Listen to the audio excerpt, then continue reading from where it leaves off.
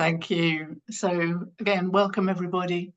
Great pleasure to be working with ELTA Serbia for the second iteration of this program. And it's been particularly great to work with Jelena Spasic, who's been my co-organizer. And I'll hand over to her in a moment. From Eve's point of view, of course, it's always wonderful to run these programs, and it's been particularly great again to run it twice because we really want to have that kind of ongoing relationship with teachers associations. So we've been very happy doing that. Now this morning or this evening, Maureen McGarvey is going to be the time lady, and she's going to explain to us how that's going to work. Thank you, Maureen. Yes, normally Chris is our time lord, but as he's the new vice president of IATEFL, he and Alex are in an IATEFL trustees meeting today. So the job of time lady has fallen to me. As we did in the rehearsals, I'll do exactly the same. I'll say you have 2 minutes left. And when you hit 10 minutes, I'll say your time is up. Okay? Thanks, Maureen. And now I'd like to hand over to Jelena, who's going to be really leading this session. Where are you, thank you. Here I am. on my screen, I'm next to you. Okay, so thank you, Sue, for this wonderful introduction, and hello, everyone, on my behalf. It's been a pleasure to work with Sue and the organizing committee, and in general to work with Eve, as I also think that this is a wonderful program which gives an opportunity to novice teachers and not so experienced teachers to kind of practice and improve their presentational skills, their language, and everything that they need to become even greater presenters than they are now. So before we begin, I'd like to introduce my colleague, Tijana Nešić-Ristic, who is an ELTA Serbia board member and would like just to say hi to you. So Tijana.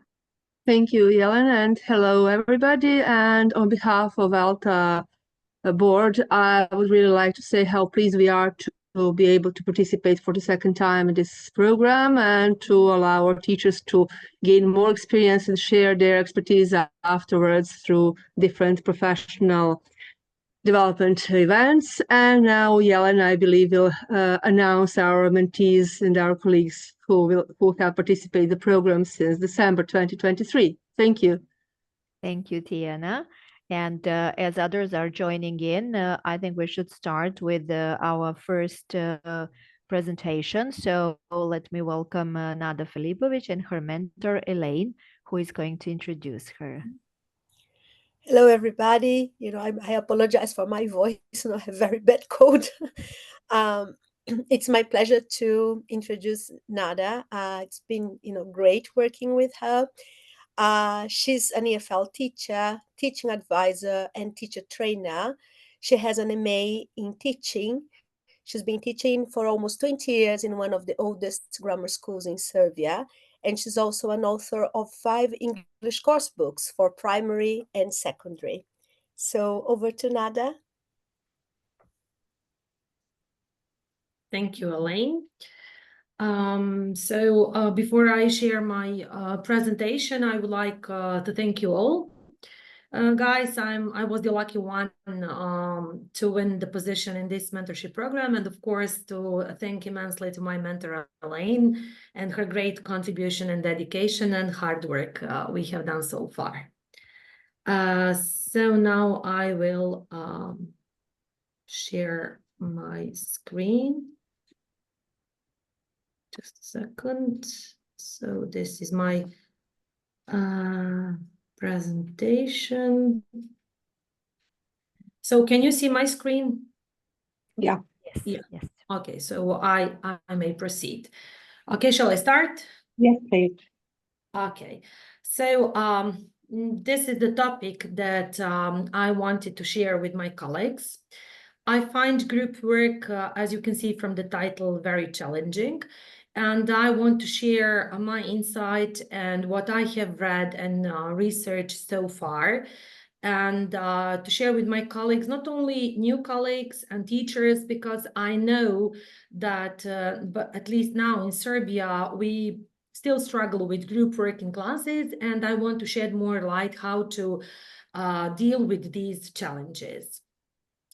And just before I proceed to methodology, I want to say that actually the point that why is it so important, this group work, actually, we all live in groups. It's not just in classes. Our families are groups. We live in communities. We work in groups. So this is a very nice group of teachers. So, and intentionally, I just mentioned that actually, I chose this J-Rock, who is a famous American rapper, that actually it's a teamwork that makes the dream work. Only common people even know that teamwork and group work are very, very important. And of course, why students should work in groups. We all know this from our methodology, that our students, when they work in groups, they actively participate, or they should actively participate. Also, we should strengthen their communication and collaboration as well, and that they will develop critical thinking and problem solving while working in groups. And also nurture diversity, especially if you have students from different walks of life, from different ethnicities, religious groups, and so on and so forth. Group work is an excellent for this. Also, they will learn how to delegate their roles and how to socially support each other. And most of all, the recent research has shown that students who were exposed or have been exposed to group work more, that they show increased individual achievement. So I think for us teachers, it's very, very important. And of course, this is not always smooth, because we have various challenges that arise from group work as well. And these challenges are, so you know all that groups usually, especially if they're large, there is unequal contribution among group members. Also, communication may be poor, especially if you work with younger students and if you teach English. So some students, they're not very good at speaking, and so communication, and some students are introverts as well. Also, if you work with teenagers, as I work with teenagers, their personalities may clash because they are in their sensitive period of their lives. Also, teenagers especially, they like focus and they believe that somebody else will do the lion's share. And because of that, they miss the deadlines, and that's a huge problem. And of course, teachers usually shy away from group work. And I just want to ask you, because I sometimes shy away even today, and I used to, can you just put in the chat box, and I think that someone can just read it for me, why teachers shy away from group work, or why have you shied away from group work at any time in your life? And please, can anyone read me, because I cannot see the chat box. Now I see it, okay. Okay, I can read. Fear of losing control. It can be noisy. Then sometimes it's difficult to manage. Fear of chaos, messy, more difficult to manage the class. Sometimes feels like it takes longer. Okay. Impossible with young learners, not enough confidence. Okay. Yes, I agree with you. Definitely, teachers shy away from numerous reasons. So as you all have mentioned here, so teachers, and I hope that you've seen my beautiful image that I picked up for you. So teachers shy away because they feel that they are not self-confident enough, that they will lose control. there is going to be a chaos in the classroom. Sometimes they think that cannot manage such large groups. And I don't know, so here, just a second, yes, there, because it's blocked. So dividing students into groups is a problem. Then how to delegate meaningful roles as well. And also the most important for them, especially if you work in the public school, is how to assess group work. So we are all obsessed with assessment, both summative and formative. And so the problem is, oh, I cannot do that. I would just shed some more light on grading group work, but I won't dig deeper into this because I want to share strategies for just group work. So just bear this in mind, and you can, if you like, explore it more. This is just a hint. Do we really need to grade our classwork? So sometimes is a lot of tension about grading. And if you really have to do that, you can make all assessments within group work individual assessments. What does this mean? So this means that you can make some quizzes, and after a group work, they can do quizzes individually, or you can tell them to write individual essays, but connected to the things they have done in groups. So assessments can be individual and work can be in groups. And also, if you work with teenagers, it can be like a self and peer evaluation, but you have to pre-teach them. Also spreadsheets. If you are a young and energetic teacher, you can make your rubrics and you can walk around and do assessments simultaneously. But of course, over the time, you will be fed up with this, but sometimes you can employ it as well. And here, this is the magic moment. I will just provide you with some strategies and solutions. So-called group work techniques. Of course, I'm kidding a little bit, but you can try this, and I hope it will work for you. So if you can, try with the group size. Smaller groups are better, especially if you are a newcomer in our profession. So groups of 3 to 4, maximum 5. I know that it can be a problem if you work with large classes, but definitely try with smaller groups, because smaller groups are better to handle, because of the role delegation. You can delegate them, especially if you work with younger learners, who will do what. For instance, you appoint a leader, or the person who will search the information, or the person who will take the notes, and so on and so forth. And it would be easier with smaller groups. And of course, if groups are smaller and if you delegate the roles, then they will be they will easier follow the task and assignments. Also, you can establish group norms. And this is my suggestion. It's so-called group work contract. You have 2 minutes, Nada. Oh, yes, thank you. And this is a group work contract template that I made myself. This is my favorite bird. I like because I think they're smart. So you can see that they sign, especially teenagers, your younger learners, they don't have to sign the contract. You can put norms on the wall or on their desks. But my students, since they're teenagers, they sign the contract and they promise to listen to each other, respect each other's opinions. And when they sign it, you level this up. And you also teach them that contracts can be dangerous in life. So be aware what you sign. So this is my idea, but you can make your template. Here are my references that I have included. And of course, thank you for your attention. And I'm very open and eager to hear your questions.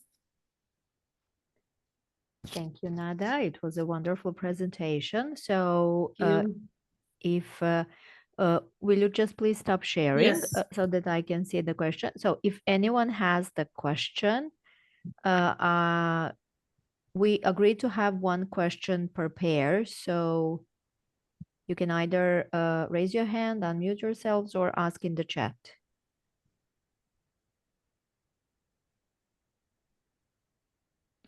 Okay, Vladana, thank you. Very useful presentation. Valentina has a question.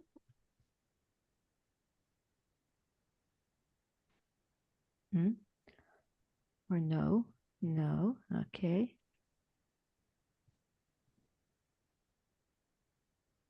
I have a question. Mhm. Nada, thank you very much. Amazing presentation, and group work is definitely useful and engaging. I wonder how you give feedback.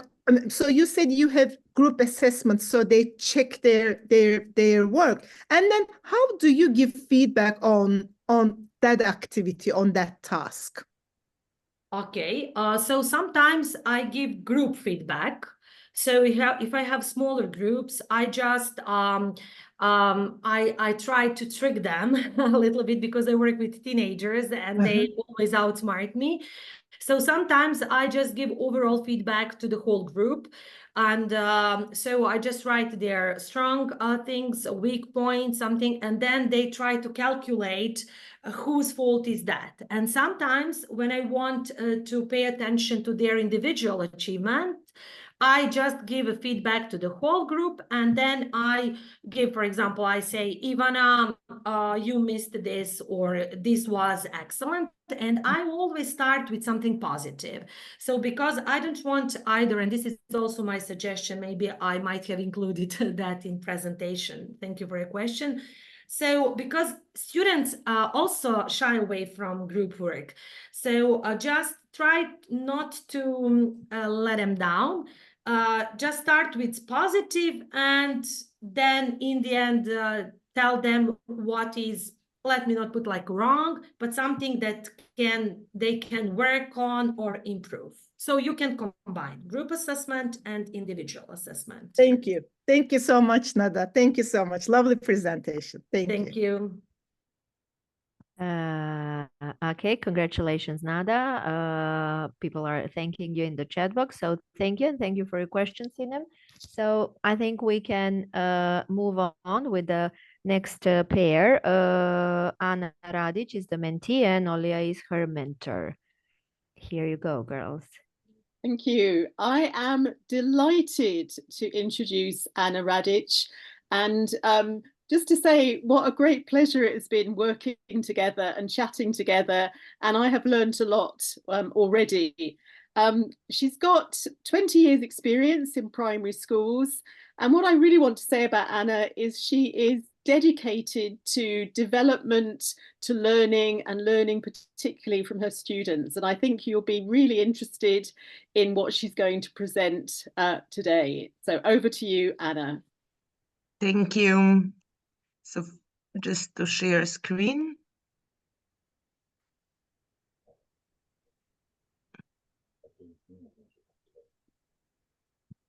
Okay, can everyone see? Yeah. Yeah. Okay. So my topic is using TikTok as an educational tool in primary school. And so I'm sure that when you looked at this topic, you will all have mixed feelings about it. So did I when I chose this topic, because when I chose it, I wasn't actually using it yet. So while I was creating the presentation, I started using it. So I'm also brand new with this. And in the process, I created my own rules how to use TikTok. And but first, I wanted to ask you if we all know what TikTok is. So so it's a social media platform that allows users to what? So there is, if you can type in a chat box, what do you think these letters stand for? And if someone can read me, if people are typing. Yeah, Create okay. and share, create. Yes, create and share, that's it. Curate maybe as well. Oh, okay. No, so create and share and discover. So most people use it to discover short form videos, and I was this user. I was just scrolling around discovering, and then I thought, okay, why not create it? And our students are already on the TikTok, so why not approach them? So see where they are at and listen to what they are listening and approach them from their point of view. And these days it's mainly TikTok. So I'm not a fan of sharing, so I didn't talk much about this aspect of it, but of my emphasis is on creating videos. So the second thing that arises is why should you create these kind of videos? And it's mainly because it's a good way to practice your English, because while you're doing so, you are practicing. And students are more engaged. In reality, they're just passive users. But if you start using it and making videos, they start to collaborate. They start to share ideas. They start to divide roles. Someone is director, others are actors. If you have shy students, they can be the ones who are recording. Someone can edit. I realize they are quite good at this. And so why not just short form videos? Why TikTok? Because it's their culture. It's part of modern culture. So that's why this is the form they're familiar with. You don't have to do a lot of explaining when you say TikTok. You don't have to say, okay, let's make a short form video that has some point and it's funny. You don't have to say all those things. They know what a TikTok is. You just say TikTok. So this way, you get to challenge yourself and your students. You get out of your comfort zone. And also they get to be actors. And at the end, it turns out it's quite fun. You connect better with them. You connect better with other students from all around the world. And without the teachers, you can get ideas. And so how can they use it? You can set your own rules. First, show them videos, then you discuss, you create rules. And it's not about sharing, it's about the process, how you make video, how you edit it, how you learn based on that video, how you share with other students what you have learned. And at the end, so for example, at the end of the class, there's a dialogue and you just create 20 seconds video, they will remember it. So you don't have to post it on TikTok. You can just use your own platform, like a Google Classroom or whatever you're using. Then you can make a competition. Let's choose the best. And then you have, for example, class profile, class Gmail, and then class TikTok, and you post it there. So whether or not you're going to make it public, it's up to you and up to your students. Of course, bear in mind safety and privacy.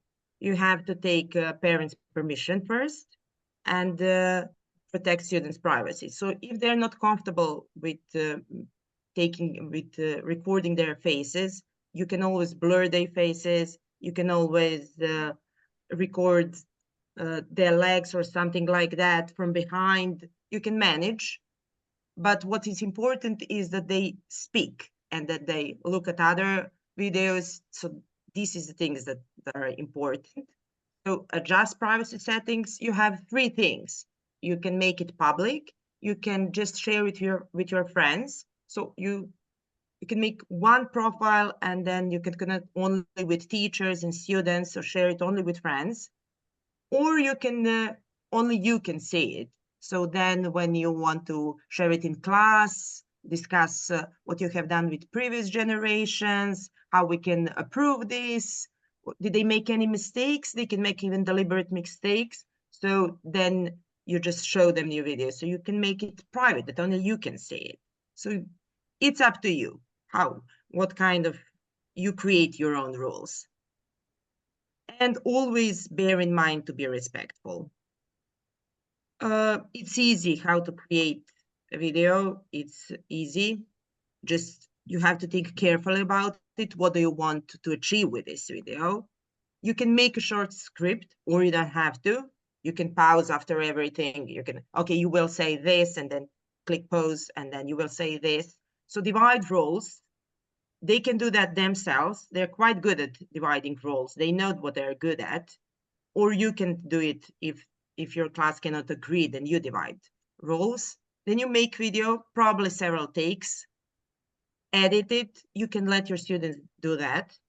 And then you post it. And of course, bear in mind the privacy settings while doing so. So, sorry, something is wrong with my presentation. Okay. So these are some ideas how we can use TikToks. Like I did this. I did games like elastic bands, traditional games, asking for directions. You can go outside or in your classroom. Excuse me, where is the bank? And then the other students, any kind of dialogue. Let's go outside. What about playing football? Or some child can draw and make like a tutorial how you can draw a horse. Of course, it's always puppets. It's always a good thing. Or, as I have here, wooden spoons or whatever. They can say riddles. Do you know who is this? Or do you know who is? And jokes. Or they can make deliberate mistakes. Actually, this one of my students said this, a deliberate mistake, like, teacher, let's ask if you're practicing present continuous, what is you doing? And then the other said, oh, you mean what are you doing? So these are some of our ideas how you can do that. Anna, you have 2 minutes. Okay, so these are my videos. How to play marbles. Girls playing who likes elastic game. This is I don't know if I played. Can you hear? No, so I would. Sorry. Okay, never mind. So these are what we did. I won't play because I have to go to settings. We don't have time for that. But they edited. They put the words on it. You can also do voiceover. They can just make the video and they do voiceover.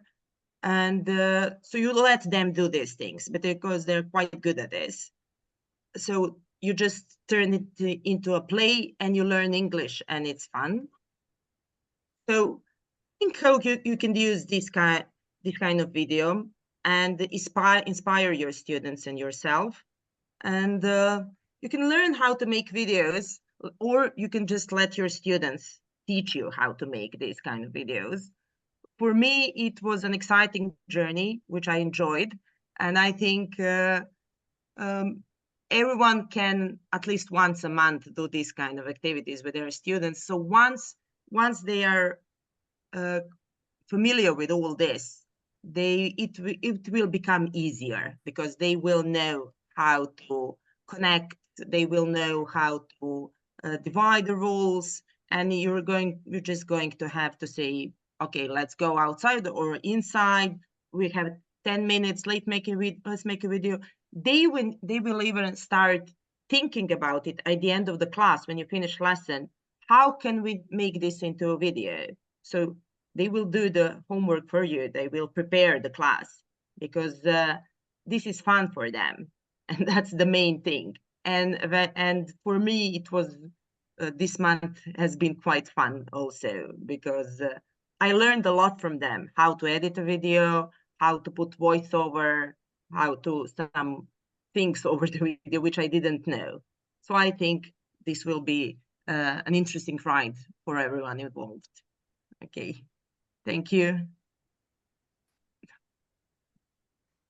Thank you, Anna. It was a wonderful and interesting presentation. And in the chat box, people are saying that you've shared some lovely ideas, that this was very inspiring. Bravo. And students would really enjoy it. So well done, Anna. It's very useful. Thank you. And do we have any questions? So we can also take one question for Anna here. Okay. I can. Oh, Elizabeth, you go. Yes, I was just wondering, Anna, did you get the permission from all of the parents? Because I had some problems in Italy with this. Yeah, I didn't, but and I didn't really, because I have a lot of students, so I didn't, when we made video, I didn't know who gave me permission, who didn't, but they knew. So the student said, I didn't give you permission, so okay, you can make the video or you can edit it. So, and she was fine with that. So they know who gave me, because I have a lot of students, so it would be really tiresome for me to keep all the papers. But they know, so because they discussed it with their parents. Okay, thank you. Thank you, Anna and Elizabeth. And I think because of the time management, I think that Anna can answer Jane's question in the chat box, if that's fine with everyone. So Anna, there is a question from Jane to you in the chat box. And also Nada, if you wanted to ask her, please type in the chat box and I'm sure Anna will be able to answer it.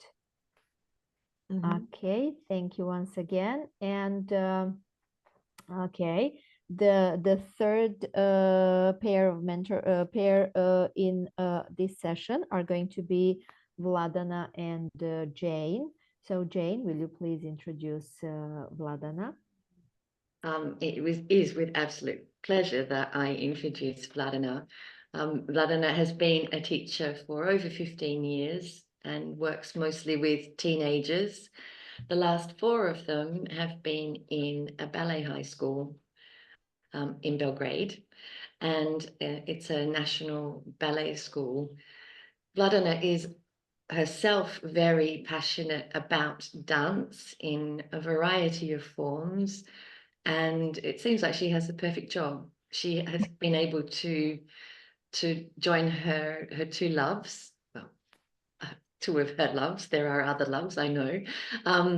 It's been wonderful working with you, and I will hand over to you now, and you can tell us about your wonderful experience. Okay, thank you. So firstly, I would like to thank Jane, because it was an amazing experience working with her, and we got along really nicely. So now I would like to share my screen.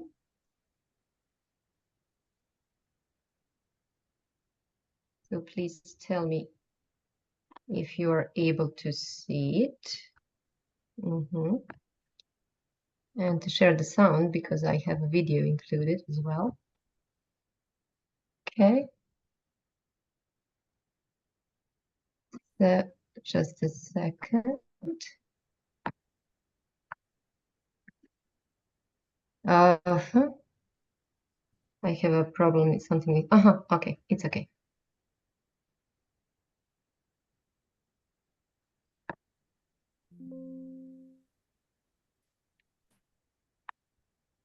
Okay, we can start the time if it's all right with you. So hello everyone.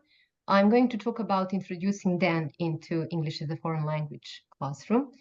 As Jane already mentioned, I work in a national ballet school, so this was a natural topic for me to talk about, because my students are also passionate about dancing. So we are going to talk about why actually people love dancing. So dance is actually a form of nonverbal communication. You can find out a lot about a person if you just watch him or her dance. You can find out about their feelings, the good ones and the bad ones. You can find out about their personalities. And then afterwards, we are going to mention some scientific proofs, because there are a lot of scientific papers written about this topic. There is also a new method called kinetic reading I'm going to talk about. And in the end, before the conclusion and revising all the main points, I'm going to tell you about some examples from my classroom at Ballet School Ujović. So dance as a form of nonverbal communication is actually a universal language. It connects people from all over the world. You can make interactions without firstly talking or introducing with people. You can just start dancing at the party with some unknown persons, or at some dance classes as well. There are a lot of benefits of dance activities. The first one, and probably one of the most important, is staying fit. It also releases some good hormones of happiness like endorphin, and it gives you a power of freedom, a power, it makes you feel more confident, and sometimes it is easier to express yourself without words, only by using movements. There is a relationship between the mind and the body, and it is a holistic approach. And this is kind of a new pedagogical insight. Although there are a lot of scientific papers about this topic, I don't think that teachers are actually using it that much in their classrooms. So before a child speaks, it sings. Before they write, they paint. As soon as they stand, they dance. And art is the basis of human impression. And I really like this quote by an actress called Felicia Rashard.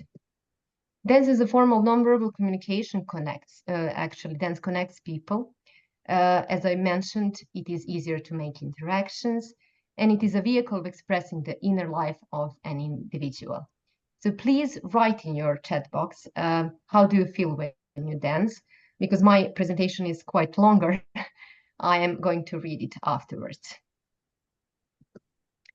When we talk about scientific proofs, one of the papers I really liked and explored quite much is by Pinter.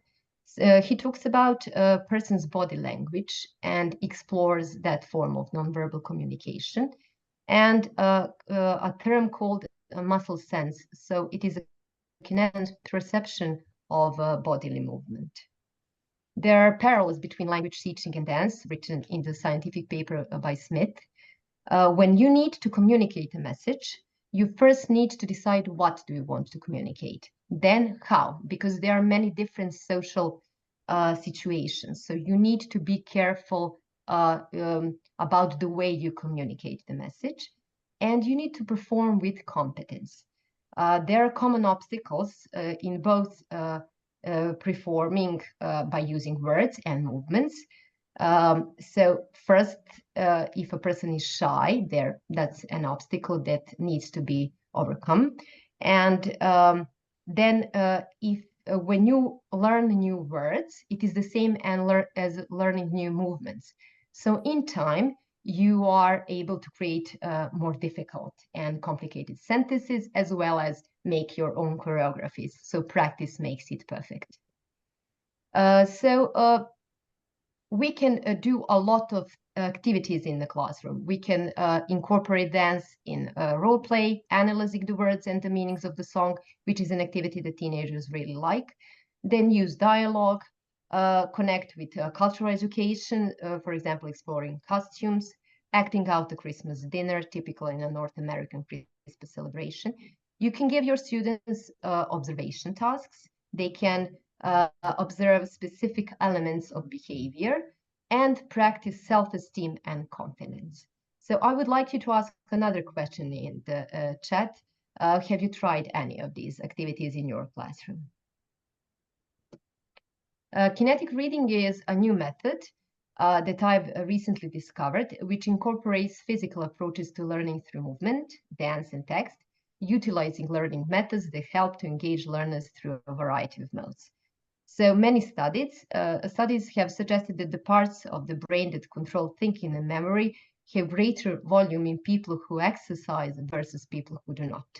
So, and there is an old Latin saying, mens sana in corpore sano, which means that you need to have a healthy body in order to have a healthy spirit. Some important points of kinetic reading are exercise, repetition, and fun, because brain research tells us when the fun stops, learning often stops as well. So you all know that, and you notice that in your classroom. So when there is no fun, students get bored.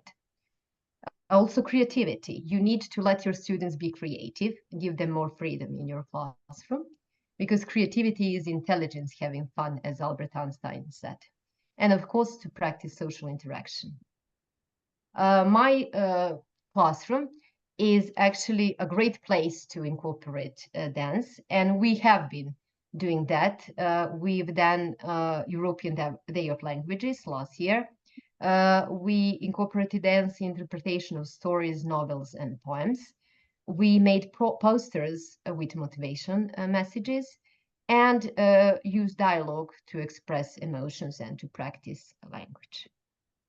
These beautiful girls in red skirts are performing Spanish dance at the European Day of Languages. They also had a task to explore history, costumes, and dance of Spain. And the picture at the bottom is quadrille of a medieval French dance. You have two pairs dancing here. They also had the task of exploring that point of history of France. Russian folk dance is something that both these girls and a boy called Philip did as an assignment. They explored the introduction of young people into the society by performing traditional Russian dances, and it is a kind of deciding if they are a good catch for marriage. You have 2 minutes, Vladimir. As a perfect example in the end, I would like to show you a video of my former contemporary dance student, Nea Jankovic, who is now a student of academy in Netherlands, and she won a prize for this video.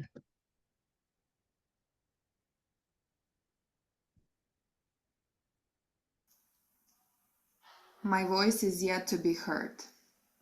I'm growing. I'm striving. I'm learning.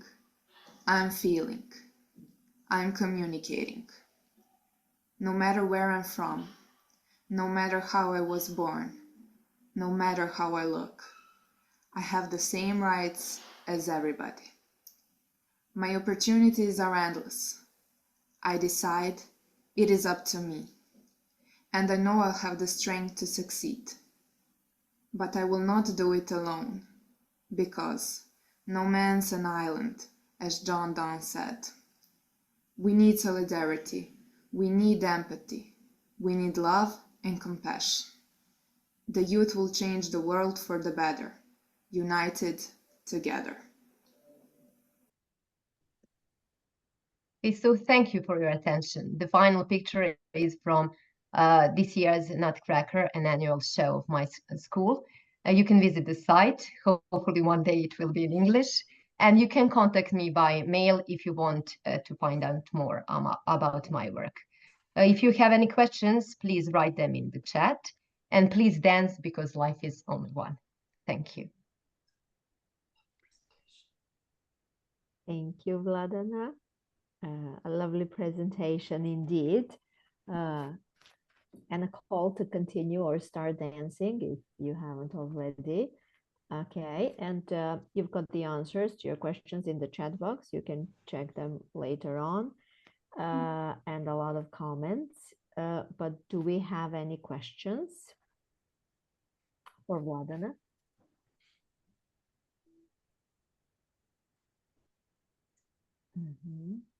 Wonderful work, very inspiring, refreshing, fantastic, lovely, wonderful.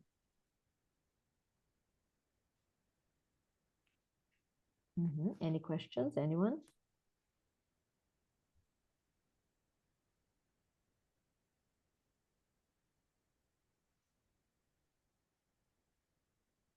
Okay.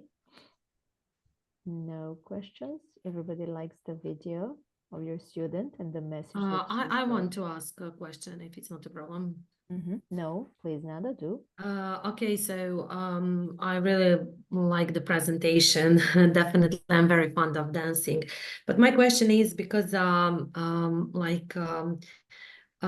dance is very, very important. But Vladana, what about the students? I know that you work in a ballet school, but do you have any students with disabilities or anything? And how do you include them if you have any of them? Because unfortunately, in my school, we have some students, for instance, we have one blind girl, and we also have one girl, she has a problem with walking. And so it was very challenging for us to include them in so many activities. And especially because you do dancing, which is very challenging. What do you do in such cases? Thank you. Thank you for your question. I don't have any students with physical disabilities because an entrance exam for my school is really hard and strict. But for some advice for your student, for the girl who is blind, if I actually understood the comment, yeah, it is probably more important for her to hear and to listen. So maybe you can include even music and just let her free herself as much as she can, and adjust the assignment just for her. For example, if it doesn't have to be that much challenging, it doesn't need to be complicated as for the other students, but I think it would be quite beneficial for her. And with the student who has problem with walking, she can include just the upper part of her body and maybe facial expression as well, because we did actually some imitations, and the students are quite fond of imitating other persons. Okay, thank you. Thank you, Nada, for your question. And once again, thank you, Vladana, for the presentation. I think now we can move on to Maya Lazovic and Heather. Will you please, Heather, introduce Maya? Yes, with pleasure. I'm delighted to introduce Maya. Maya's taught English for specific purposes and academic purposes for more than 20 years in higher education institutions in Belgrade. And she's got a master's degree in applied linguistics, and she's currently doing a PhD. And Maya and I have discovered that we're both plant enthusiasts. And so we've taken great pleasure in sharing pictures and stories about our plants. So it's been really lovely to work with Maya, and I wish her the best of luck for her presentation. Over to you, Maya. Thank you.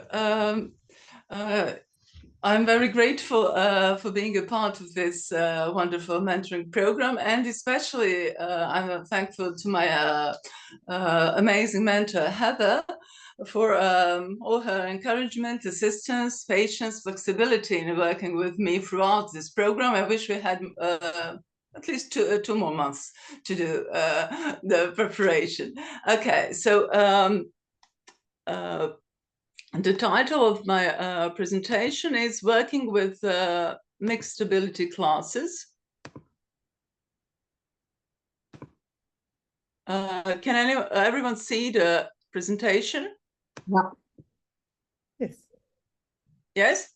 Yes. Okay, so I would like to say a few words about my college. I work as a lecturer for the English language at the College of Fine and Applied Arts in Belgrade.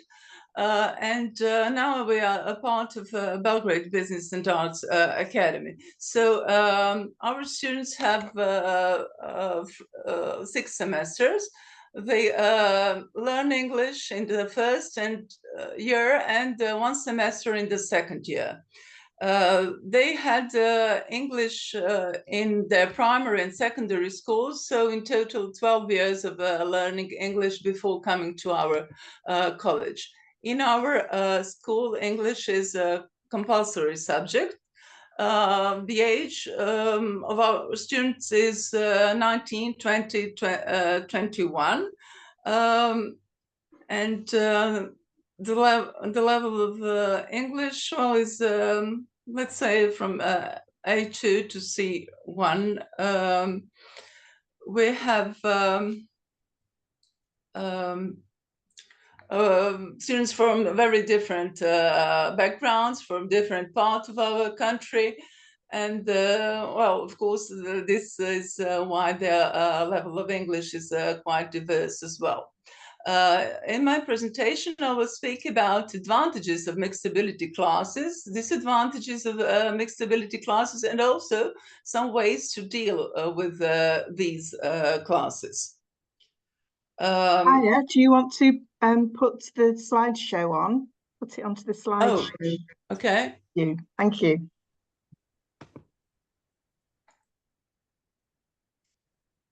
In my college, students are divided into only 2 groups according to the level of English, which is established at the very beginning of the school year. Please write in the chat box, have you taught mixed ability classes? If we speak about advantages of mixed ability classes, first, we can say that a teacher gets to create a supportive environment for students. Students who have better knowledge usually want to speak English. They are very enthusiastic about helping their friends, and this also makes them more motivated to learn English and to attend classes, which is really very important for us at our school. Higher level students enjoy speaking English, enjoy using new language, and sometimes even show off their knowledge. And well, some other students prefer to stay silent sometimes for the entire class, but they're exposed to the language, so the learning takes place. As a teacher, you can interact with students and at the same time be a learner and a teacher. You can learn different things from their experiences. Some of my students are significantly older than, well, not 20 years. Then students can learn skills that are really important to have in real life, such as time management, self-motivation, collaborating with others, taking initiative, leadership, and similar. If we speak about disadvantages of mixed ability classes, I would like to mention that it can be really difficult to give individual attention to students and to monitor them effectively.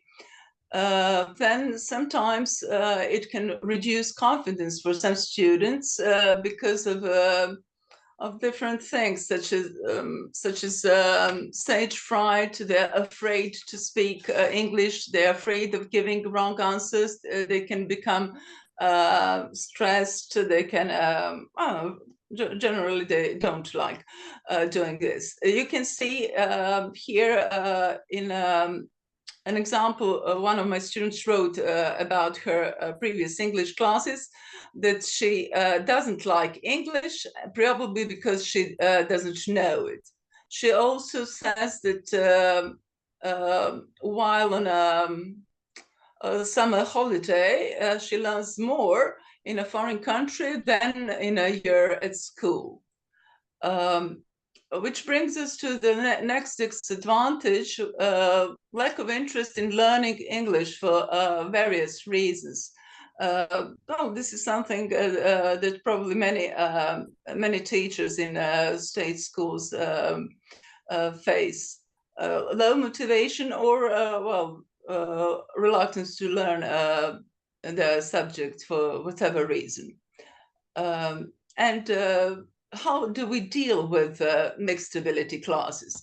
The first point I'd like to make is that a teacher should make time to get to know her students. At the beginning of every school year, I ask my students what they liked and didn't like about their previous English classes.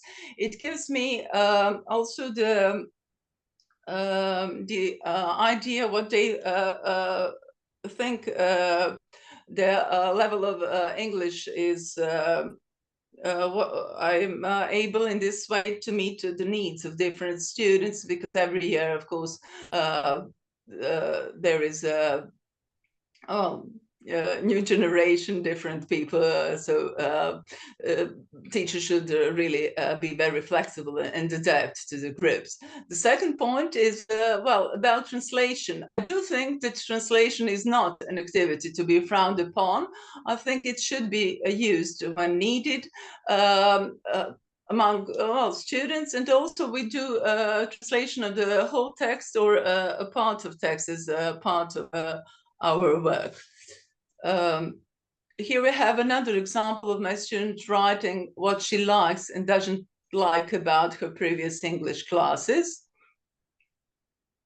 It's important for a teacher to find proper balance of tasks and activities to keep students engaged, motivated, curious.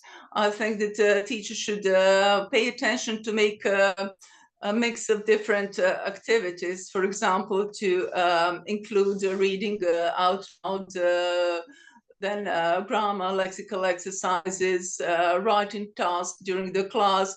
I'm very persistent about giving homework to my students, and I give different homework to different groups. Then if you speak about lessons, they should be as interactive as possible. For example, we did have the topic of the lesson Christmas. I asked my students what they knew about Christmas celebration in the UK and the USA. Then we read the text, discussed it. I asked them how they celebrate Christmas with their family and friends, and how it is celebrated in our country, so we could make comparisons and discuss. 2 minutes. It was really interesting to hear the different experiences and different stories. Of course, some of the students also stated that they would like to go to some of the one or the countries that have this a wonderful Christmas celebration on the 25th of December. The next point in this section about dealing with mixed ability classes is that I think it is important to encourage students to speak about themselves, so that both teacher and other students discover their interests and abilities. We had a topic of the lesson, having your own art displayed. So for the weaker students, I gave the talk as if I were an artist.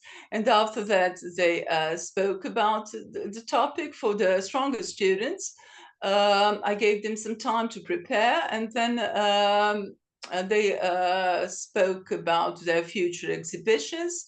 The students asked them questions, and also I asked them additional questions as well. It was a very successful class. They enjoyed it. And here you can see my students going to an exhibition at the Central Museum of Applied Arts in Belgrade. So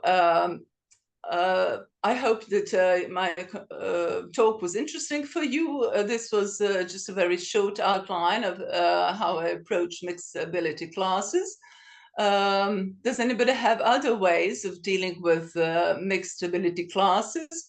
I'm also ready to answer any questions that you might have now, or maybe in the chat box. Thank you. Thank you, Maya. A wonderful presentation, and Olia says that it's great to hear that there are some positive aspects of mixed ability classes. So are there any questions for Maya, or do you have any suggestions on how to deal with the mixed ability classes?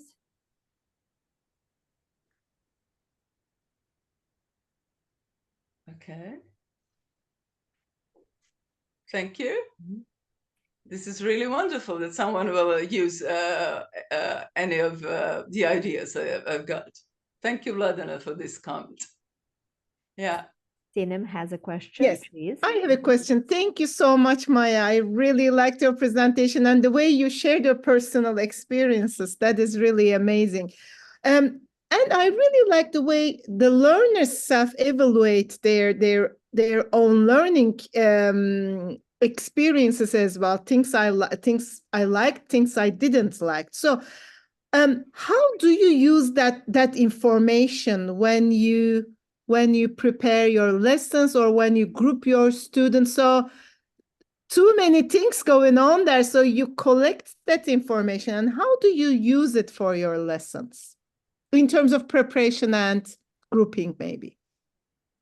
Well, I try, for example, from the group, I try to see if there are several of them who have, well, the same thing that they like. So with this appropriate group in this generation, I would introduce more of, well, let's say lexical exercises or writing assignments, but I think that actually I am a very democratic teacher myself, and so I am always exchanging ideas with my students. Sometimes they give me some feedback, which is maybe not very positive, but nevertheless, keeping in mind that well, this is their learning, their education, so it should be adapted to their particular I don't know, needs, you know. So this is well, basically what I do. Yes, and this feedback is also one of the things that we have, but after they have finished, let's say, one semester, then they have exams, and maybe at the end of the first year they would be asked about different aspects.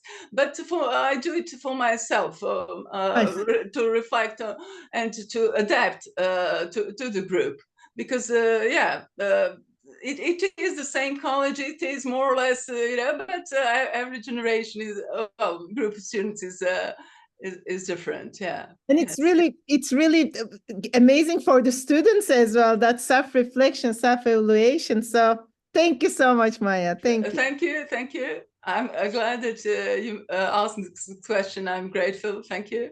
Thank you. Thank you, Maya. And I think, Maureen and Sue, that now it's time for a 10-minute break. Yeah. So everybody, okay, we'll see you in 10 minutes, so 6:15, to continue with our presentations. Thank you, Yelena.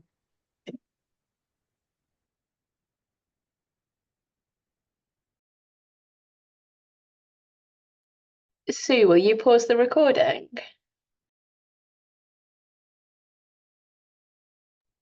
Hello? Hi, is that Sandy? Yeah, will you pause the recording? I can pause it, yeah.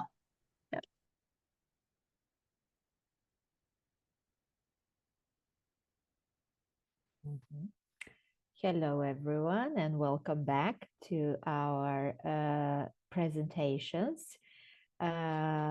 The next pair in line are going to be Maya Todorovic and Laura, but I don't see Laura here. No, Maya, have you heard from her? Yeah, we talked yesterday and she says she will be here, but I'm not sure why she isn't. Maybe she's late. I'm not sure. I'll check. Do you think maybe, Sue, that we should start with Valentina and Sandy because they are here?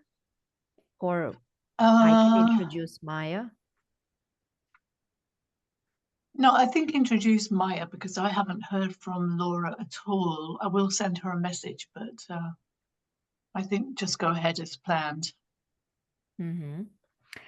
Okay, so it is my great pleasure to introduce Maya Todorovic, who is actually my colleague and we work together. So I can say something about her firsthand.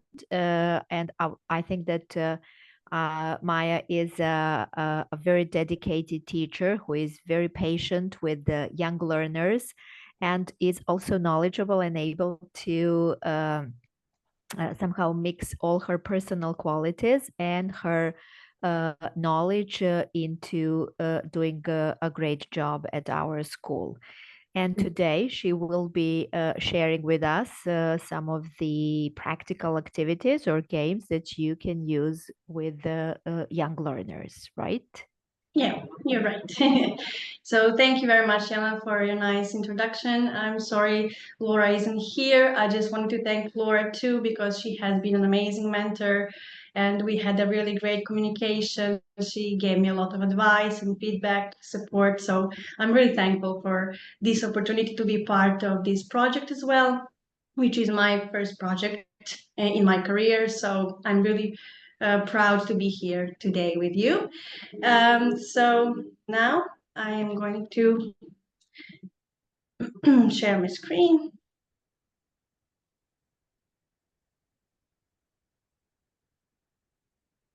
Okay, can you all see my screen? Yes. Okay, so let me start. As Jelena said today, my topic is more practical. So I'm going to tell you something about revision and revision. I'm going to give you 2 examples of revision games I like to use very often in my classroom. So first of all, I think revision is very important because it's a crucial part of teaching as well as of learning. And I think it's a great way to use revision games in every lesson. In my experience, I always try to use at the beginning of every lesson a revision game. So I'm sure that my students can acquire and revise what we have dealt with in the previous lesson. So it's just a 5 or 10-minute activity. You don't need a lot of time to do this, but I guarantee there are so many benefits and advantages that I'm going to tell you in a couple of moments. So as I said, why I like to use revision games. So first of all, they are engaging, the students get to compete with each other. At the same time, they have to cooperate. And of course, they have to practice language skills or grammar or whatever you want. You can practice with these 2 games I'm going to present later on. So I think that they can also practice their long-term memory. They become more eager to participate. Their motivation is, they're more motivated as well. And most importantly, they're very confident. So the more we practice, the more we revise, they become their confidence becomes boosted. So that's why I think these 2 games are going to be welcomed in your classes too.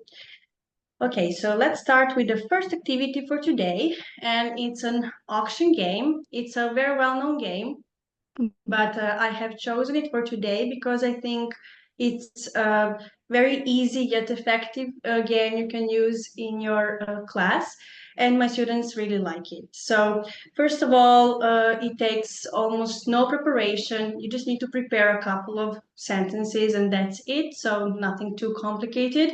And as I said, it's very simple because you just need to divide your students into teams and then tell them that they're going to get an amount of money, let's say $100, and they need to bid for the correct sentences.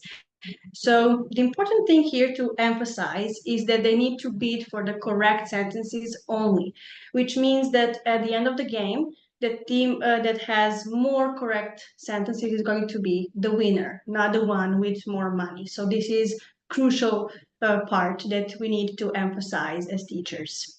So here you can see an actual example of the game that I had played with my 4th grade students. I wanted to make sure they could understand the articles and pretty well. So that's why I played with them this game. And while I go through the procedure, you can take a look at the sentences and type in the chat box number of sentences you would like to bid for and how much money you would like to give, let's say, out of $100. And then we will comment in a few moments. So as I said, the procedure is pretty simple. So you can just give the team the amount of money. They can bid for the sentences. The team that has a bigger offer or higher offer, that team buys the sentence. And at the end of the game, together we go through the sentences from number 1 to number 10. In this case, we discuss them, whether the sentence is correct or incorrect, and why, of course. And at the end, we count the number of correct sentences. So we pronounce the winner. And now, let me see, I cannot see any comments here, but I will check them maybe later to see which sentences were popular. So also why I recommend this game, I mean, there are so many advantages and benefits of using this game. As I said, it's a low prep game, which means it takes just to prepare a couple of sentences and that's it. What I also like about it is that it's super versatile. So you can use it for anything you want. So like in my case, the articles, you can use it for grammar, vocabulary, pronunciation, spelling, phrasal verbs, whatever comes to your mind. And you can use it for various levels too. So you can use it for younger learners or higher levels. But in this case, maybe you could use a variation like to write all the incorrect sentences on the whiteboard and ask them to bid for the sentences they would like to fix or correct. It's going to be a little bit maybe challenging for them, but still, I think it would be very fun and engaging as well. It's a fast-paced game, and they have to be careful of their accuracy too. And at the same time, they can practice and revise, but have fun, which is, I think, also important for them to enjoy. Okay, so now I would like to continue to game number 2. And it's What's Missing game. So it is more suitable for younger learners because it involves flashcards. But I think this is another simple yet very effective game because you can revise vocabulary easily with your students. And the only thing you need to prepare is a set of flashcards, and that's it. So you can see, okay, now I can see the comment because somebody put something in the chat. I will get back to it later. So as I said, I prepare a set of flashcards. In this case, I have chosen wild animals. I bring them to the classroom, and then I discuss them with my students, elicit the answers about the pictures, and then when I'm sure that they could memorize the flashcards, then I tell them, okay, so now you have to be very careful because there's a thief in the classroom. So this is a very important part and very important key element of a thief that you cannot, forget, because that's the point of this game. It's so interesting for them because of this thief element, and immediately they're like, oh my God, I'm going to be a thief. So they're super excited. And I tell them there is some animal missing from the zoo. So they have to be as well detectives. So they are going to discover what animal is missing and who the thief is. So then I tell them to go to sleep. And when they wake up, they will have to tell me what has happened. So they are sleeping. I quietly approach a student of mine, asking him or her to take a flashcard, and then I tell them, okay, wake up. Who's the thief and what's missing? And they're shouting, they're engaging. They immediately know what animal is missing and who's the thief because they're always speaking a little bit. So they're so happy that they know the answer. They also have to be careful of the pronunciation as well. They have to memorize the animal. So I think it's a win-win combination, definitely. You have 2 minutes, Maya, 2 minutes. Thank you. So before I tell you about the benefits of this game, some other benefits, I have a quick task for you. So let me see if you have paid attention. Which animal is missing from the list? I mean, obviously, you know who the thief is. It's me. But can you guess?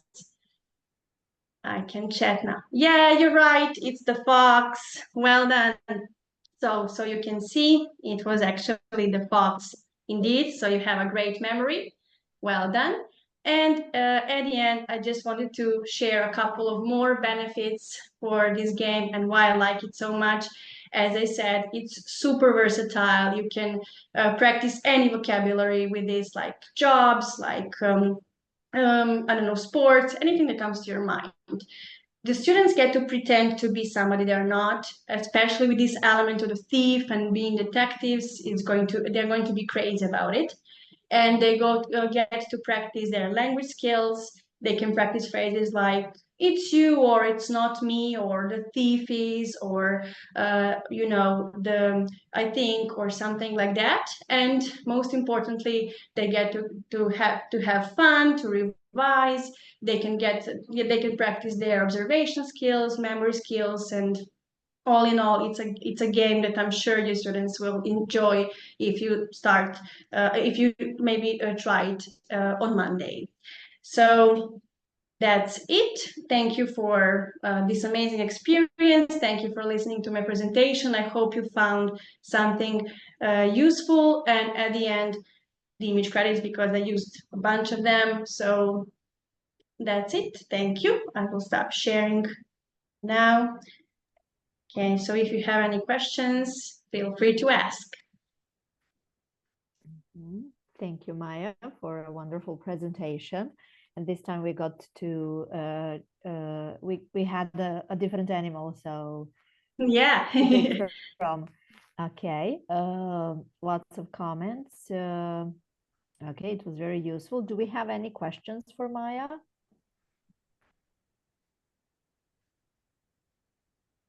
I'll ask one. Yeah.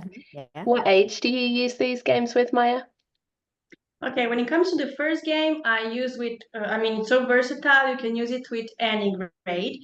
I usually, in my school, I teach to, with the first game, you have to do it with the students that are able to read. So let's say from 3rd grade and above. I use it with 4th grade students, with 7th grade students, with high school students. I just adjust it a little bit. Use it for vocabulary, for grammar, especially for grammar, because we know grammar is not really popular among our students. So this is a very fun way to practice. And when it comes to the second game, I use it for young learners, usually 1st grade, 2nd grade, or 3rd grade, because it involves flashcards and you can present any vocabulary. I mean, you can use it maybe for higher levels too, or if you have larger groups, you can also, in my case, I have up to 10 students, so I have enough time to, ask each student to come to the class. But if you have a larger group of students, you can as well ask them to be a part of a team or to be like accomplices or something, so they can practice together. So, but usually I say young learners for the game number 2. Okay, any other questions? Thank you, Maya. There's another question in the chat box, and I think you can answer it there, just to pay attention to the time. Our next presenter is going to be Valentina, and Sandy is her mentor. Yes, so it's been a pleasure working with Valentina and watching her develop over the last few weeks, watching her confidence develop, watching her presentation develop. Valentina is based in Sokobania. She's been working at primary school for about 20 years. And one of her hobbies is silk painting. So look out for an example of that in her presentation as well. So I'm going to hand over to Valentina now. Good luck, Valentina. Thank you.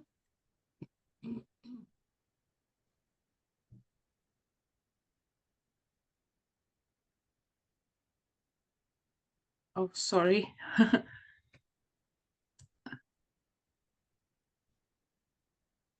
Can you see my screen? Not yet. Make sure you've shared it. Oh, I think I have, but try again. Don't worry, it's fine. Okay.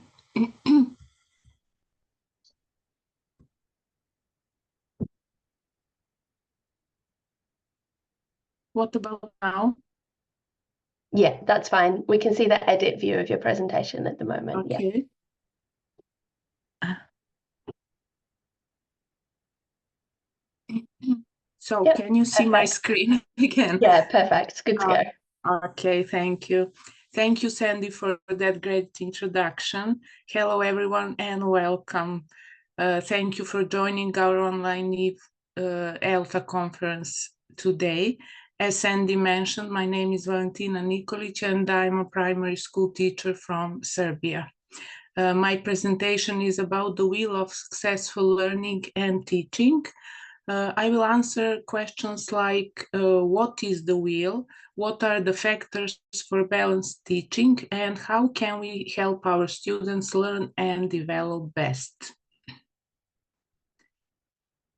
I believe some of you are familiar with this image on the left. It is the C wheel or the circle, which represents the idea of a whole child in teaching and learning process. It was introduced by Carol Reed, and as you can see, the wheel is like an eye with the child or the pupil in the center as the most important of all the C's, of course, including child's social, physical, psychological, and emotional needs. Around the C wheel, there are other factors that provide creating the optimal conditions for teaching and learning. But today I will only talk about the inner C's around the child as a whole learner. Let's see how we can incorporate some activities that create the optimum conditions for effective and motivating learning in a lesson plan. You can guess the topic and write it in the chat box. And I will show you the activities with a group of young learners, my 4th grade students. And of course, you can apply it at any topic and use it with different age groups. I hope it was an easy task for you. And it's jobs. With this guessing game, I introduced the topic to ease the tension at the beginning of a lesson. Let's start with the first C, its content. Children make sense of the world and of language through the context they find themselves in, and they pay far more attention to the whole situation than to language. That means that they respond to what people mean before they respond to what language means. They notice gestures, body language, pictures, and sounds first. I often use visuals, flashcards, posters, charts, or word clouds to elicit vocabulary because young learners like to draw and color. So when it comes to revision, they are happy to see and use their own drawings and crafts in their classroom. Next, C, connections. Learning is made whole when we build connections with other school subjects, with what the child already knows and what is to be learned. In other words, with his real life experiences at home and at school, of course, including culture. Jobs are closely connected to places in town, and children talk about their family members and different occupations. They also name the tools that people use for their work. You can see charts and activities. Next is coherence. Children need to perceive the reasons for doing things as relevant and worthwhile. And our task is to provide comprehensible input so that learning is not reduced to phrased book formulas or unconnected bits and pieces. In the first activity, students classify different types of words that make sentences, and songs capture their attention, help them memorize vocabulary, and have fun. The 4th C is challenge. There should be an appropriate balance between linguistic and cognitive challenge. That means that if tasks are too easy, children become bored and sometimes disruptive. On the other hand, too difficult tasks make anxiety. So we need to offer them different levels of challenge. In these activities, you can see that children really enjoy making costumes, miming, and acting out. One of the activities is also to say or write jobs in their alphabetical order. The fifth C is curiosity. It can extend to topic and content from other areas of the curriculum, as well as to other people, cultures, literature, and language itself. We need to encourage children to be curious and ask questions, also to teach them how to ask questions. There should be more double-edged question, what if and why. This activity is similar to the association game. Students are given some keywords and they guess the job or ask questions to find out more about a particular person. This can be a doctor or a nurse, as you can guess. Next C is care. Care means to treat children as individuals and to pay attention to their feelings. Sometimes there is so much we don't know about them, and we have to be patient to give them tasks which enable personalized response and to acknowledge and praise their effort and struggle, and always incorporate their interests into a lesson in order to enable pleasant and supportive learning environment. Here are the activities. In fact, the activity, here students write a short description of a particular job, discuss, give their opinion, share ideas, and compare different jobs. They put themselves in someone's shoes and empathize with them. Next is community. Communication, collaboration, and cooperation provide a sense of belonging. When we give them choice and voice, we provide social environment in which they share experiences and events, make decisions and help each other. Students like predicting, acting out, and open-ended activities. And the surprise guest here is an opportunity to find out more about a particular job and to ask unusual questions. Here they practice real-life speaking skills. You have 2 minutes, Valentina. Thank you. Thank you. Last but not least, creativity as the heart of motivational classroom. Children learn best if activities develop creativity, fantasy, and imagination. They come to class with creative potential, and this increases personal investment and ownership of their learning. It also allows hidden talents to emerge and develops fluency and flexibility in thinking. It makes learning more joyful and memorable. I would like to mention a useful tool for creating digital storybooks. It is called Story Jumper, and it is free. And here you can see that one of my students made a digital book about a typical day of a firefighter, which was used in this lesson. Then all students created a digital book about their dream job, and it really made the end of the school year memorable. Here is the wheel again, just to remind you that my lesson was about jobs, but you can use it with any other topic. And as you can see, all the C's and the activities are interrelated.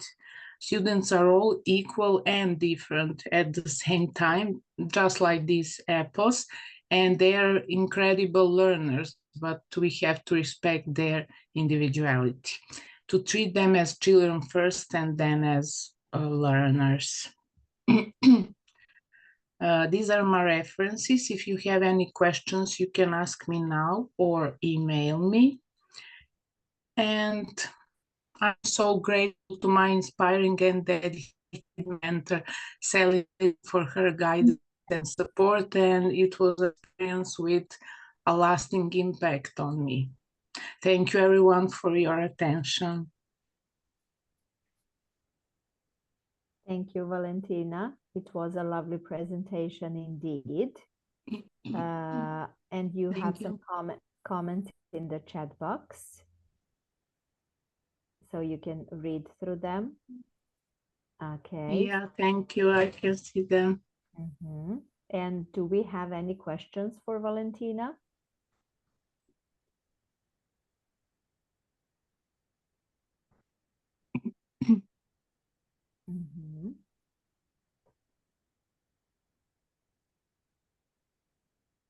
Okay. Sinem said the Story Jumper and your learners projects are amazing.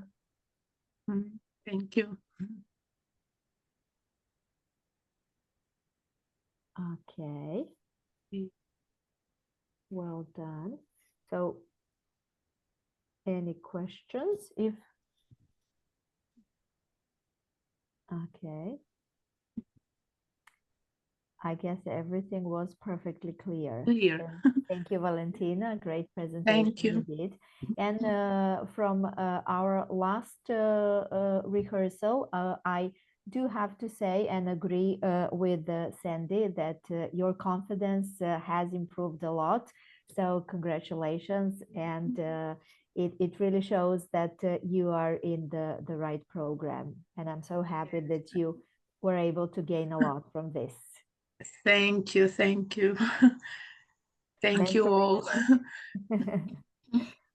Okay, thank you. And okay, now we last but not the least important, it is my pleasure to introduce Silvana Stanimirovic. Her mentor Tatiana unfortunately couldn't be there due to some business obligations. I can say that Silvana has an MA in English Language and Literature. She teaches English online and does a lot of exam preparation, especially business English. She's very interested in artificial intelligence and copywriting. She's an avid reader and quite confident presenter already, as she calls herself a teacherpreneur.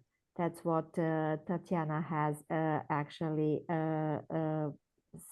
told me about you. And today she will be talking to us about curiosity as the main ingredient for adult English learners. Thank you very much, Jelena. Good evening, everybody. And thank you very much to Tatiana, even though she's not here, for such a lovely, lovely presentation of myself. I did not expect it, to be honest with you. Okay, so here's my, let's present. So please confirm that you can see this full screen. Yes. Everything is okay? Good, good. Yeah, Okay. yeah. So thank you very much. So as Jelena has stated, my topic today will be about curiosity. Even though we have heard a lot of, I would say, presentations about younger learners, sometimes we forget that adult learners also need to get like due diligence when it comes to actually having them teach when it comes to learning English, right?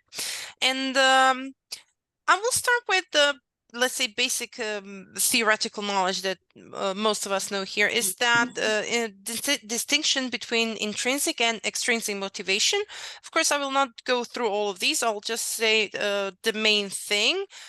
The way we know it, actually, it's like the intrinsic motivation is what kind of motivates the person from their own personality to do the thing, including learning English, versus extrinsic motivation, where we actually have, let's say, social or material rewards that a person actually gains after learning English in our case. But this actually applies to any kind of topic the learner is learning about.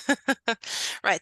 However, that has become not enough these days, and I have kind of taken a close look at the intrinsic motivation, because that is something that interests me and that I believe has actually proven itself to be more valuable than the extrinsic motivation in my own experience. So these are the things that I have come across. It's actually the types of intrinsic motivation. So we can talk about challenge, control, context, and curiosity. And interestingly enough, they are similar and yet quite different. So let's take a look at all of them. So when it comes to the challenge, so we're talking about the, let's say, the personality of the learners, right? And some of the learners like to challenge themselves when they're learning. So this may mean that they set like a high goal. So they want to test themselves if they're capable of learning such a thing and reaching such levels. So it's kind of like a competition in a way, but it's not a competition with other people. It's a challenge to themselves. It's a competition to be better than they used to be, let's say, previously. The next thing would be to have control. So some personalities, especially nowadays, do tend to control a lot of aspects of their lives. This includes their learning, right? Learning experience and their overall environment. So they want to have control of what's going on in their classes and even what they are studying. That can also be applied to English, because some people, and I have experienced that, so my students quite often come and tell me what they need. I don't know enough about this. I want to learn more about that. Can you help me? Can we do such a class in the near future? And then I tell them, like, either my program is going to come soon, or I actually do it according to their needs, right? And then there's another C, that's actually context. Sorry, I'm sharing Zoom, but I also don't see everything. So context, it's basically, according to Bruner, this is showing students relevance and utility of skills taught in schools for solving problems or accomplishing intrinsic goals in the larger world. Of course, that sounds like too robust, right? However, you can imagine this like this in such a way. So let's think of the whole English grammar, right? So the context of that grammar is not for us to torture students. The context is actually for the students to be able to relate their own thoughts and ideas in the real world. So basically, when you teach grammar, what you can do, like if you're doing, I don't know, let's say causative have, so don't just say it's causative have, show them that it's like show them the bigger picture. It's a passive, it's a passive construction, which helps them show this particular thing. So somebody doing something for us. So, and then you give them examples. So sometimes they want to see the bigger picture of why they're learning something, and that's how they actually get more interested in the topic. And finally, we have curiosity as the last segment of intrinsic motivation. So there are people, and I know everybody has had at least one student like that, who is simply curious, not necessarily curious about the language, but they're curious about the world, about learning new things, about exploring the world. And that does include the world of language, in this case, English. And they have a lot of questions. They explore, they look at the thing, they explore it from several different perspectives. And it has always been a joyous thing for me to work with such type of students. And I believe that if you think about it, you will think of each and every type of these students that I have mentioned, not just the curious one. And of course, with knowing all the theoretical background, we also have to take a look at what problems teachers face when we teach high-level students, right? So it's sometimes it's low self-confidence in their skills. They know the language, they do not have the confidence to portray it. With that comes lack of motivation. They're like, I already know English. Why would I learn it anymore? Like, I'm at B2. And you're like, yeah, but there's like a lot more to be learned, right? And then there's low interest in the topic. In the age of the internet, I would say that we are overwhelmed with information and a lot of different topics, right? And if they if they have talked about, let's say, family for like a gazillion times, of course they'll be bored. Like it's not about English, basically. Then there's lack of know-how. So they want to get somewhere, let's say from B2 to C1, they don't know how to do it and they need some help. So that's where usually they ask for a professional help. And of course, there are personality traits. We have a lot of introverts, but also extroverts. They are different students. We have to accommodate to each personality type in order to get maximum results in this case when teaching English to adults that are higher levels. And this is the part where we come to a story time. So I actually want to use an example of a student of mine where I had a few challenges and I had to figure out how to actually teach something and that student would actually practice that. So the student was at C1 level and there was a topic of traveling. And at that point, and yes, the topic of traveling, and we were actually talking about inversions at C1. So basically, we needed to practice those. I also knew that, so he's also, in addition to that, he's also an introvert. So he does not open up that easily, even though we've been working for a long time. So it's just not natural for him.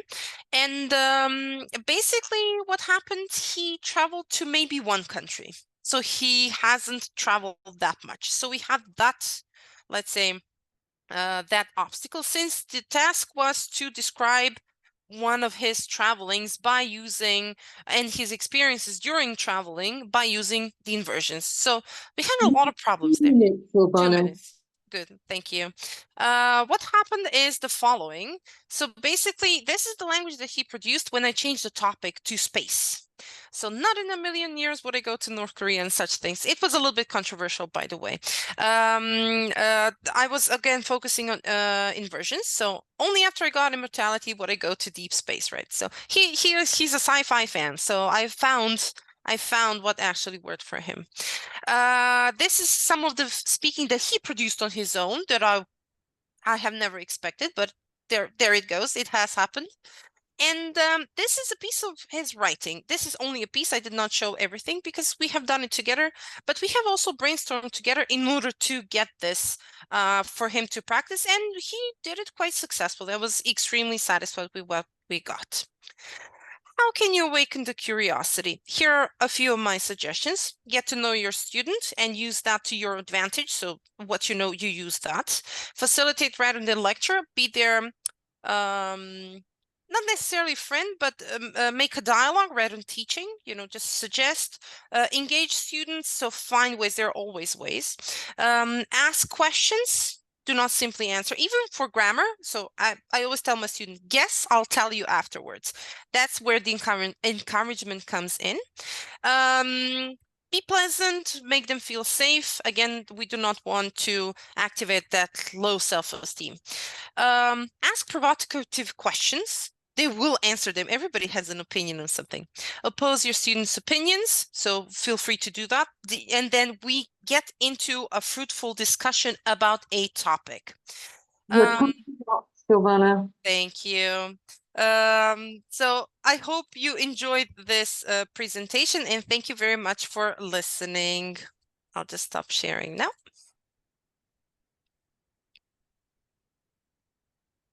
Okay, thank you, Silvana. A wonderful presentation indeed. So do we have any questions?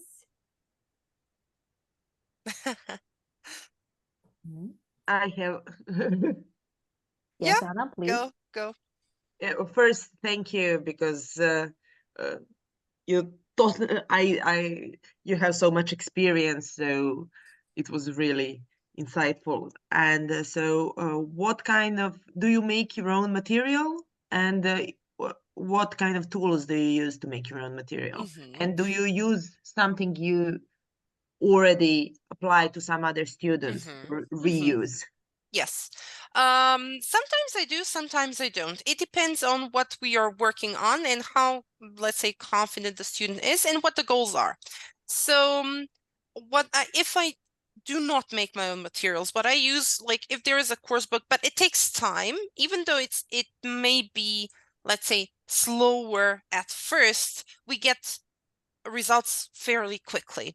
So I do not rush into materials, and I give my students all the, that's like the, I know like when you work at a school, you have your agenda, like you have to finish it in that certain amount of time. And I warn my students, this will take time, but you will progress fastly. So we have like the main line of, you know, of the course book. However, we deviate quite oftenly depending on what the student needs. If the student has a grammar question, if some grammar repeats itself, I stop, I kind of share a little bit of that grammar that they need immediately. And then based on that, we work on it. Sometimes it's inspiration, sometimes it's like the topic just opens up. So as a demonstration, so I can be talking, not I, but me and my students could be talking about one image for a whole hour. So even though it's one image, so we open a lot of critical thinking questions around the topic. So it's not about the image, and that's why they progress like quite quickly. My philosophy is, if you can talk about abstract topics in English, you can do anything. Basically, it boils down to that. You're a good teacher. Thank you. I hope so. Thank you. Thank you. When it comes to my materials, what I've done so far, there was like thing I did, it was called Practice to Fluency. I actually used podcasts, but it was for B2. And according to, if the students did everything that I've told them, in a month, they were extremely faster, but I was really torturing them with the questions and the topics, because they were like highly critical thinking questions, even though the videos were like up to 5 minutes. So there you go. So it depends on us. You're very welcome. Thank you, Silvana. And you also have a question in the chat box, which you can answer there. Do you work with groups or with students individually? Actually, but both. Please, Silvana, if you could type the answer. Yes, I can type the answer, but it will not be seen in the recording, of course. Yeah, okay. So I think we've reached the end. So thank you all for sharing with us these wonderful presentations. And Sue? Thank you, Jelena. Thanks, everybody. As usual, a wonderful 2 hours. I really enjoyed it, and I think I speak for all of us. And as I put in the chat a bit earlier, mentoring works. We can see improvements even between the rehearsals and today. And it's obvious that the mentees are on an upward climb and are going to get better and better, and that's fantastic. I think everybody more or less has turned on their cameras, because I'd like to just get a nice screenshot of everybody before we go for our social media. Maya is the last one. Super. We can see all your beautiful faces and smile. Thank you very much. The recording, we're still recording at the moment, and I'll obviously stop it when we close.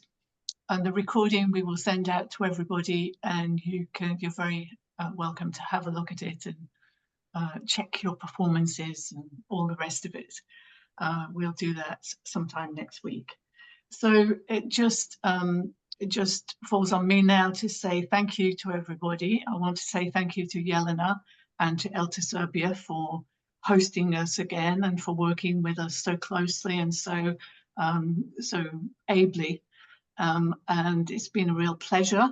And it's been a real pleasure working with Serbian mentees. For me, it's a particular pleasure because, as I think I've probably mentioned before, I spent a lot of time in Serbia in the past.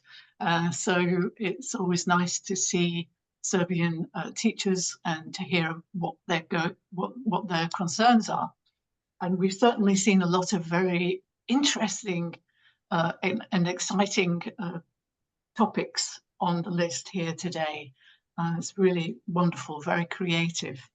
So I'd like to say thank you to the mentors, of course, without whom we wouldn't be able to do all this. And thank you for the time that you put in, and thank you for working with us. We think you're great, and we hope you'll work with us again in the future. Thank you to the mentees for your participation and for working so hard. You've done a really good job. And thank you to the committee. And I think that's the end of my thank yous. So we hope you will, mentees, I hope you'll go forward. We hope you'll go forward and feel confident enough to work on your 10-minute presentation, make it longer, and go and present at Eltasobia conferences and beyond. Right, Jelena? Yes, as a matter of fact, they will, because I know that we already have some of them apply for our international conference, which is in May in Belgrade, and also some of them have applied to represent us at our partners' conferences. So I think this program, that mentoring really works. Mentoring works, yeah. Yeah. Excellent. Yeah. Thank you so much, everybody. Enjoy the rest of your day. Thank you. Thank you. Bye. Bye-bye. Bye-bye. Bye. Bye, everyone.